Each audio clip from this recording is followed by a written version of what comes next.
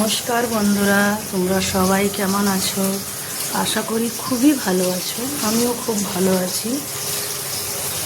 তো আজকে আমি বানাবো দেশি ওলের ভর্তা। এখানে দেশি ওলের ভর্তার জন্য কী কী নিয়েছি দেখো। এখানে কড়াই তো বসিয়ে নিয়েছি। আর এখানে দেশি ওল নুন আর তেঁতুল দিয়ে সিদ্ধ করেছি, কাঁচা লঙ্কা কেটেছি, রসুন কেটেছি, টমেটো কেটেছি, পেঁয়াজ কেটেছি। এখানে দিয়ে দিচ্ছি সর্ষের তেল। দেশি ওলের ভর্তা বানাবার জন্য সর্ষের তেলটাই দরকার। দিয়ে দিচ্ছি একটু ফোড়নে সর্ষে, গোটা সর্ষে।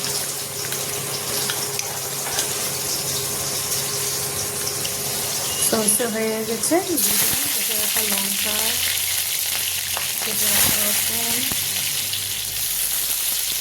রসুনটা হালকা ভাজবো, পুরো লাল করবো না।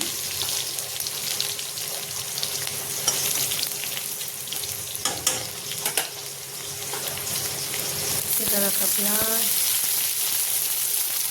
পেঁয়াজটা হালকা ভেজে নেব।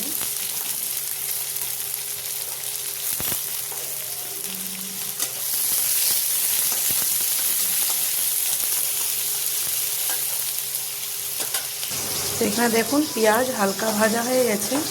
দিয়ে দিচ্ছি টমেটোটা, তার সাথে দিয়ে দিচ্ছি স্বাদ মতো নুন।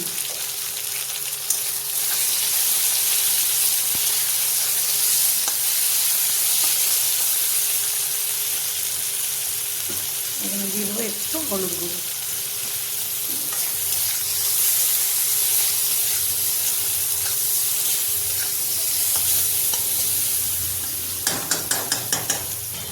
এখানে দেখো টমেটো পুরো গলে গেছে। তো এই এখন দিয়ে দেবো সিদ্ধ করে রাখা ওলগুলো। খুব ভালোভাবে ওল সিদ্ধ করতে হবে।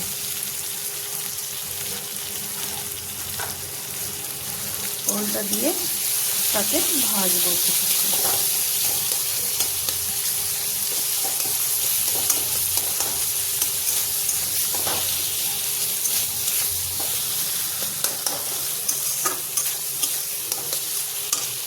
এখানে দিয়ে দেবো আমি লেবুর সবটাটা।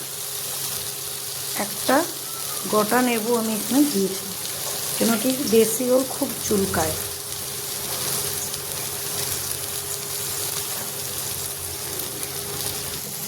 তো এখানে দেখুন কি সুন্দর ভাজা ভাজা হয়ে গেছে।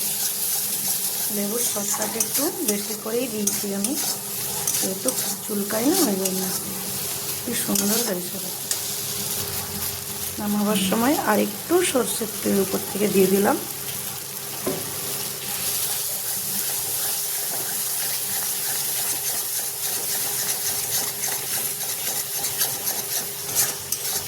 এখানে আমার ওল ভর্তা পুরো রেডি।